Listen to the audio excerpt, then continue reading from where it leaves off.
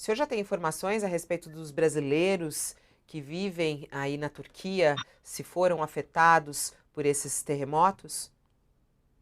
Olha, a gente tem informações preliminares, naturalmente, principalmente com as pessoas que entraram em contato com a embaixada. Na verdade, temos uma família que entrou em contato conosco, nós estamos procurando ajudar. Felizmente, não foram afetados pessoalmente pelo ocorrido. Nós temos cerca de 350 brasileiros registrados no, no setor consular aqui. Enviamos e-mails a todos informando da disponibilidade da embaixada para buscar prestar o auxílio possível. Estamos em contato com as autoridades turcas na região também para oferecer a prestação de assistência que seja possível, inclusive também para a identificação de eventuais brasileiros atingidos pelo terremoto. Felizmente, não temos nenhuma notícia de vítimas brasileiras fatais dentro da nossa área de E jurisdição. o senhor está na Turquia, né? Quais são as últimas Sim, informações que o senhor tem, inclusive do noticiário que está sendo divulgado aí? Por exemplo, em Ankara, Ankara não foi afetado, né? não. Pelo terremoto. São quantas cidades mais ou menos atingidas? Os números atualizados agora que o governo turco está divulgando, quais são?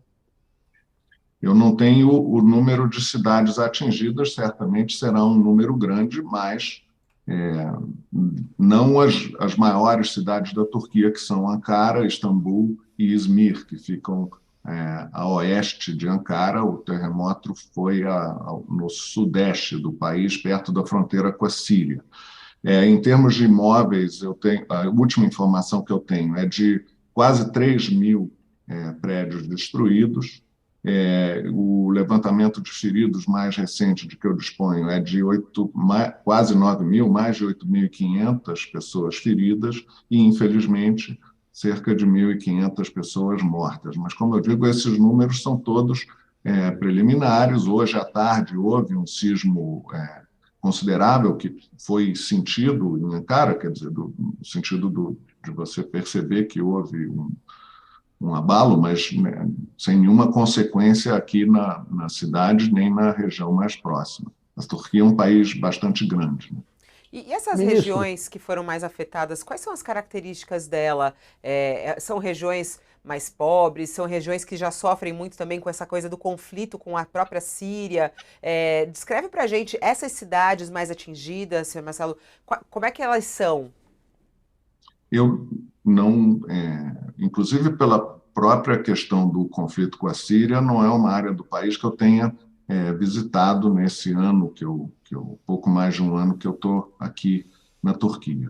É, sim, uma região mais pobre, as cidades lá são menores do que os principais centros urbanos do país. É uma região que se vê afetada pela questão do conflito na Síria, e a Turquia é um país muito presente nessa situação do conflito. Já recebeu, inclusive, talvez até mais de 4 milhões de sírios refugiados aqui na Turquia por causa dos conflitos em seu país de origem. Ou seja, é uma população com muita gente em situação mais precária, justamente por causa disso, nessa condição de refugiado, fora os turcos que moram por lá também. Né? ministro, os brasileiros que têm família aí e que estejam preocupados com essas famílias, como eles devem agir para ter informação sobre suas famílias? Pois é, o que eu posso fazer é disponibilizar os contatos aqui da embaixada. No Facebook, a gente tem um endereço que é Embaixada Brasil Ankara, tudo junto, e vocês conseguem nos acessar por aí. Eu vou passar o número do plantão consular também, que é 90 é o código do país, o DDI, 533 424-0429, e tem também o e-mail do setor consular, que é consular.ankara@itamaraty.gov.br. Itamaraty é com I no começo e Y no final. No início da Por esses manhã. três. Não, pode falar, pode falar. Esses três. Eu só ia dizer, por esses três meios, vocês podem contatar o setor de plantão da embaixada e nós estenderemos toda a assistência que for possível. Logo no início da manhã, o presidente Lula colocou no Twitter, né, a solidariedade, né, o Brasil prestando solidariedade tanto à Turquia quanto à Síria. E eu queria saber se, do ponto de vista, inclusive, diplomático, aí, o que o Brasil já está oferecendo de ajuda, ou se vai ajudar de alguma maneira. Vários países estão anunciando ajuda, né, na reconstrução aí de parte da Síria, dessas regiões, né? Tem alguma formalização já do governo brasileiro em entrar nesse grupo que está ajudando? Nós temos toda a intenção de prestar assistência ao povo e ao governo da Turquia. Estamos aqui da Embaixada em contato com a Agência Brasileira de Cooperação. Estamos buscando, junto às autoridades sírias, também que identifiquem especificamente as áreas em que eles acreditam que a contribuição brasileira possa ser mais significativa e relevante, mas desse contato com a ABC já me informaram da disponibilidade para deslocamento imediato de purificadores de água, que são sempre muito úteis e necessários em situações de emergência como esta, e temos também alguma quantidade de alimentos desidratados que poderiam ser disponibilizados para o lado turco, mas a gente está tentando se articular com o governo local para ver quais são, quer dizer, quais dessas ofertas eles estariam prontos para receber e de que outras formas nós poderíamos ajudar.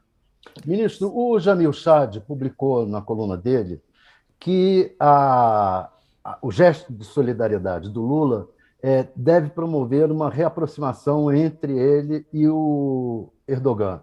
Qual é a avaliação política e diplomática que vocês fazem? É possível? Haverá uma reaproximação? Não haverá? Está havendo?